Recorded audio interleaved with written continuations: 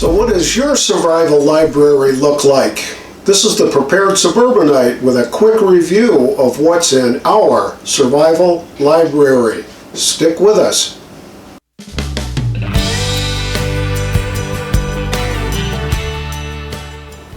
Had the occasion to try to clean out a little bit of the bookshelves, and I saw all our survival library all kind of stacked in a couple different places on the bookshelves, and thought, you know, it may be interesting just to share what we've accumulated over the last couple of years as far as survival library books. You can see that we've picked up over time a number of what we consider to be pretty good survival guides. We've got the Country Wisdom and Know-How volumes, the Survival Wisdom and Know-How volumes. It's a 2-volume set. Picked it up as a gift at Barnes & Noble, I think, and it was in the sale rack. We picked it up for fairly inexpensive, probably $25 or so for the 2-volume set here, and it's been a very interesting and very helpful read. There's a lot of good stuff in this Country Wisdom and Know-How book.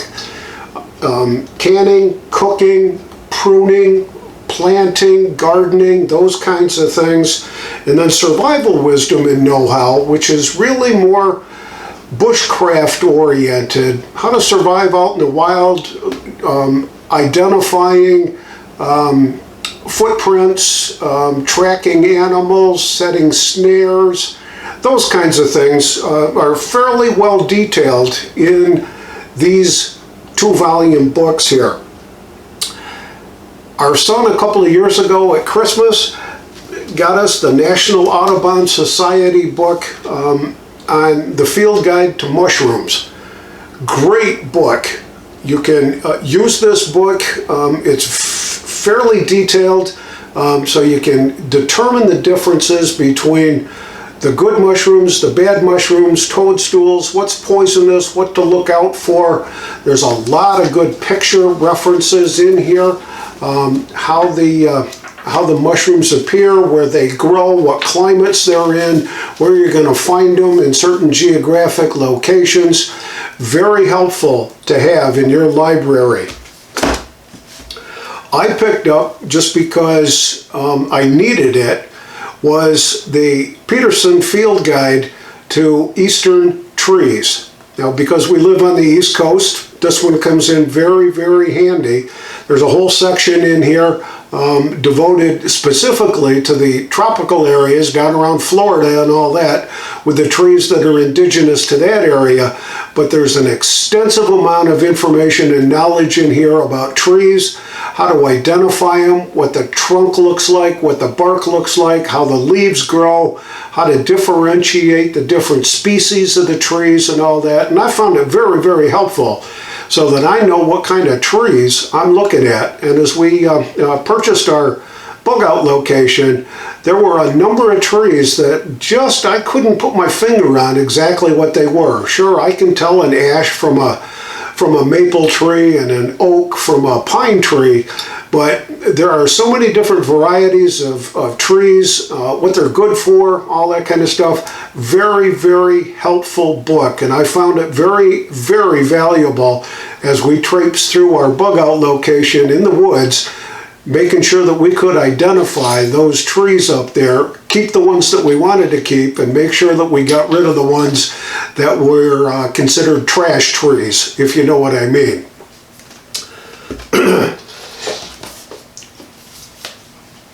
Wild edible plants. This is, I think, a 385-page volume on all kinds of edible wild plants, where they grow, how to identify them, you name it, it's in this book. Lots and lots of great pictures in here, what they look like, what they're good for, how to use them in certain kinds of recipes, all that kind of stuff.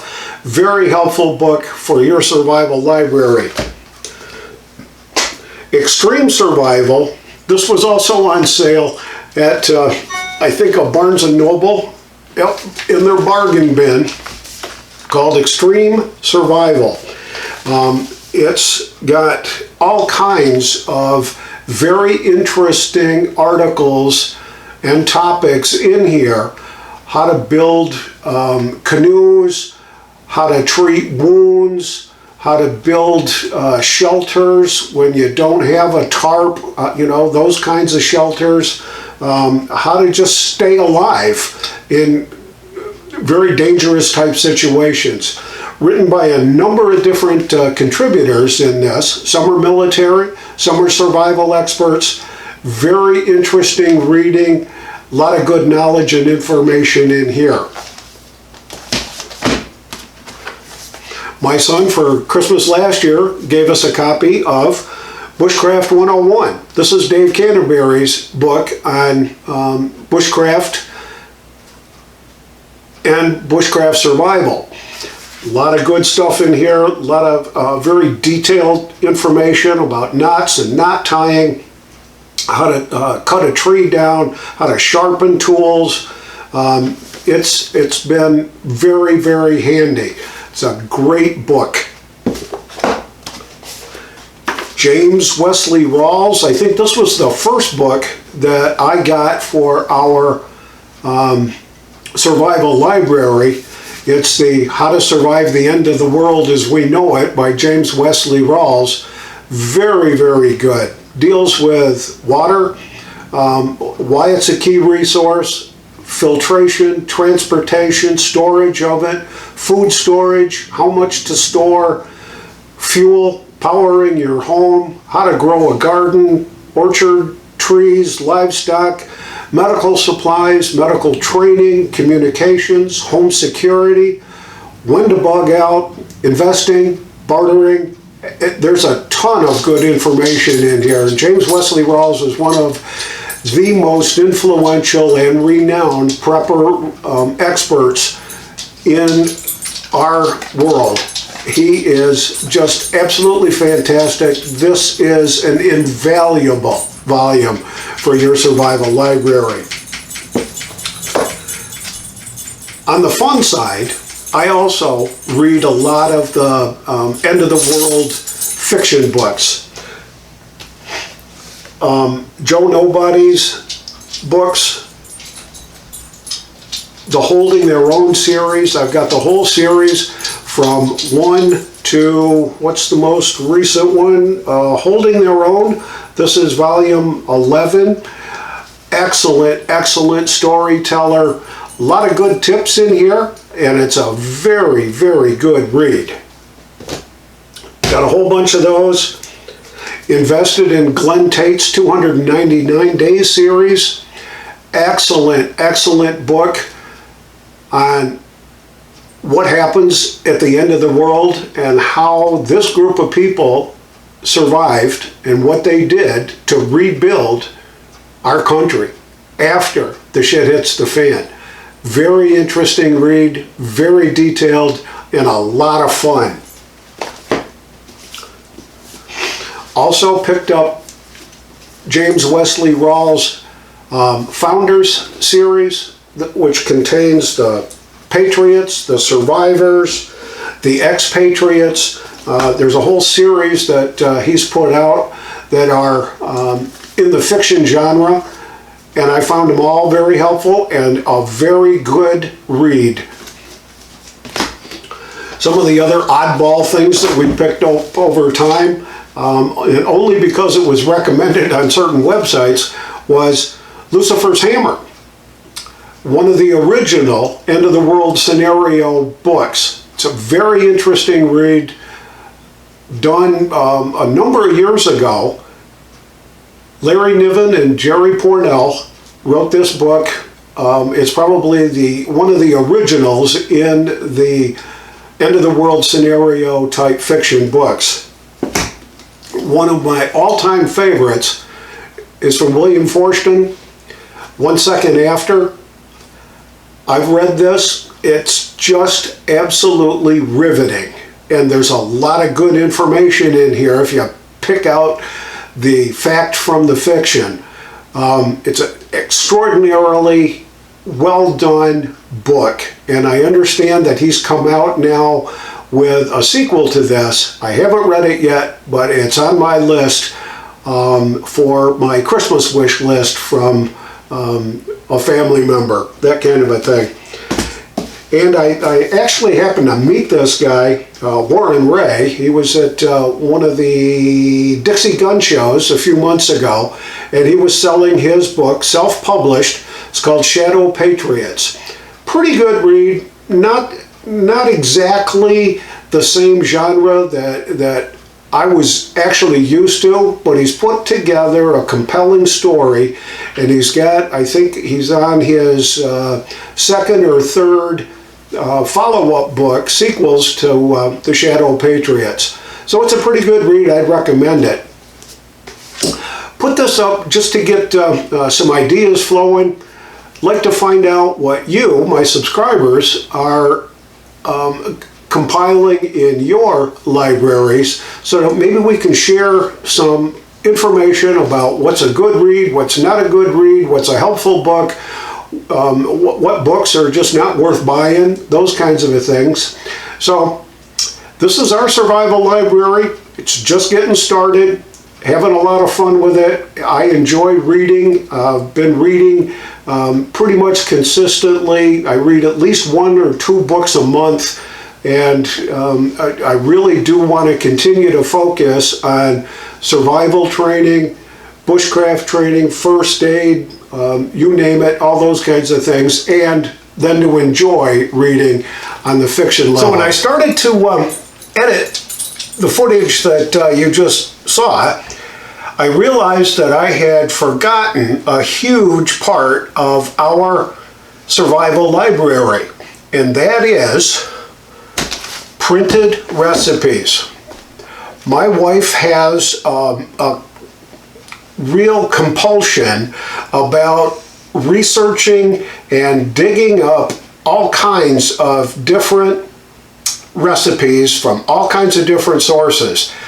She subscribes to a number of websites, has a number of friends. They exchange and share recipes back and forth. And when she gets something that's really good, that sounds intriguing, that sounds like it's fun, that sounds like it may be viable in a survival situation, it gets downloaded, printed, saved to a Word file, saved to a PDF file, and that all goes into our survival library. Here's the printed book. There's got to be 100 pages in here of different recipes, from anything on bread and butter pickles to different kinds of bread mixes, muffin mixes, casseroles, barbecue sauce, you name it, it's in this book. And we drag this thing out 3 or 4 times a month just to look through it, to make sure that we've got everything, and that if we're looking for ideas for dinner or for a cookout, this is the reference book that gets dragged out most often. And secondly, after this, it also struck me that there's another very important part of our survival library, and that is our PDF files. I save an awful lot of stuff in PDF format. Owner's manuals, projects that I want to do, blueprints for things like a chicken coop or a 10 by 12 shed, or you name it, and I'll find those out there, different websites, convert them into a PDF file if they don't come into a PDF file. And I've got a number of other survival type books that I have reduced to or have downloaded in a PDF format. The Foxfire volumes 1 through 5, got all of those. I've got information about ham radio and ham bands. I've got the LDS Preparedness Manual, the National Defense Resources Preparation Manual, the CB Combat Handbook, volumes 1 and 2. Stuff about medical, what kind of antibiotics are good for certain kinds of maladies that may pop up. Those kinds of things that we've reduced and kept in a PDF format file, they all are sitting on my computer. And what I do from a survival standpoint is I will put them on flash drives, and those flash drives go in our bug out bags so that we've got access to this information. Hopefully we'll be able to have access to a computer. We each have our own laptops so that we can plug these things in, and if we've got backup power, if we've got solar power, the battery packs in there generally last for a number of hours. So if you've got to research something, that's the way to do it. Also on these, we keep our personal paperwork. Copies of our driver's licenses, copies of our social security cards, copies of our birth certificates, copies of our deeds, tax information, that kind of stuff go on these. So in case something happens to our house, we don't have power, I've got backup data. Your survival library should include all the things that I've mentioned previously, plus give consideration to saving a lot of stuff on your flash drives from PDF files that you've downloaded and accumulated over time. It's really going to come in handy after the S hits the fan. This is the Prepared Suburbanite reminding you to be prepared always. Out for now.